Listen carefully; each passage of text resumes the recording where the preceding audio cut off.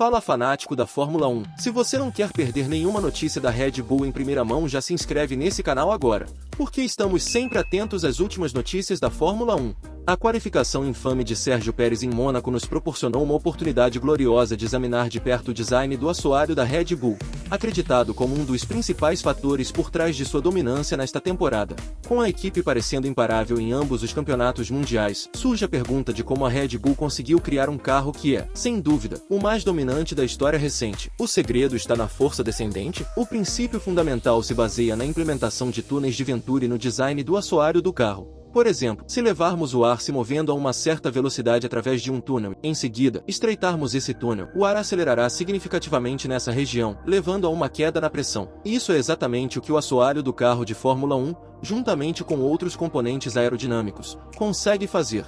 A baixa pressão sob o carro, combinada com a pressão mais alta acima dele, gera uma força, conhecida como efeito de sucção, que puxa o carro em direção à pista, criando a força descendente. É importante observar que quanto mais rápido o fluxo de ar sob o carro, menor a pressão e maior a força descendente. Vamos explorar isso com mais detalhes mais adiante. Outro elemento vital desse sistema é o difusor localizado na parte traseira dos túneis de Venturi. O difusor aumenta gradualmente o fluxo de ar de baixa pressão para pressão atmosférica. Esse aumento gradual e suave é crucial, pois, sem ele, os túneis de Venturi não seriam eficazes, tornando todo o sistema ineficiente. Antes de revelarmos todos os truques da Red Bull, já deixe seu like para que você não perca nenhuma notícia da Red Bull.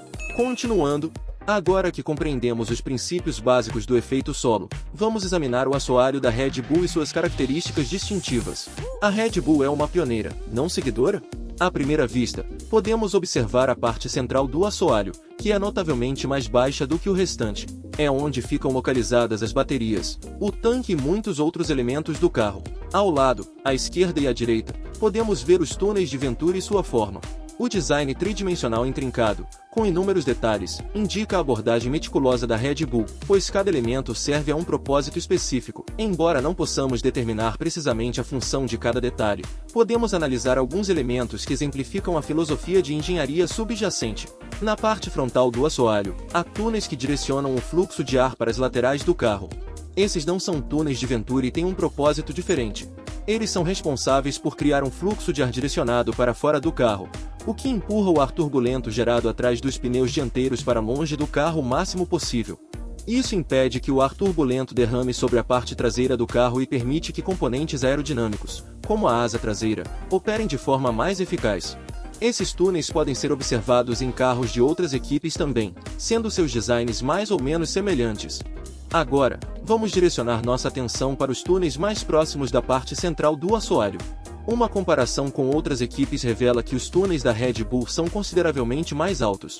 À primeira vista, isso pode parecer contraintuitivo, considerando que mencionamos anteriormente que estreitar os túneis resulta em maior velocidade do fluxo de ar e, consequentemente, maior força descendente.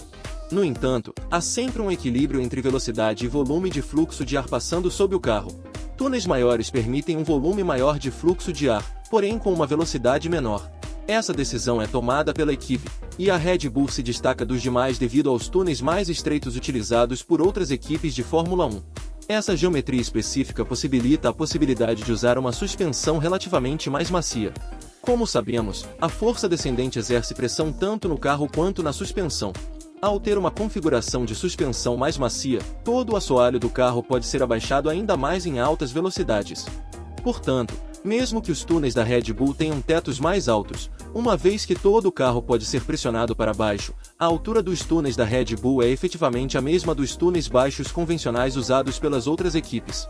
Carros de Fórmula 1 com túneis baixos e suspensão mais rígida não conseguem atingir a mesma altura baixa sem causar saltos. No início da temporada de 2022, muitas equipes enfrentaram problemas com o salto, exceto a Red Bull. Esse fenômeno de saltos foi perigoso para os pilotos e levou a FIA a introduzir novas regulamentações. Enquanto outras equipes lutaram para resolver esse problema, a Red Bull capitalizou sobre ele e avançou em outras áreas. Outro aspecto técnico interessante do RB19 pode ser observado na imagem acima. Seu difusor, ajustado em um ângulo significativamente maior em comparação com outras equipes. O ângulo do difusor é crucial, pois se for muito grande, o fluxo de ar pode se separar, tornando sua função de gerar força descendente ineficaz. Em aerodinâmica, esse fenômeno é conhecido como pistol, e geralmente é indesejável. No entanto, o que torna essa geometria do difusor notável é o seu papel durante uma configuração aberta do DRS. O design engenhoso da Red Bull permite que a asa traseira, a asa intermediária e o difusor se comuniquem entre si. Em outras palavras, o fluxo de ar ao redor da asa traseira também afeta o fluxo de ar ao redor do difusor.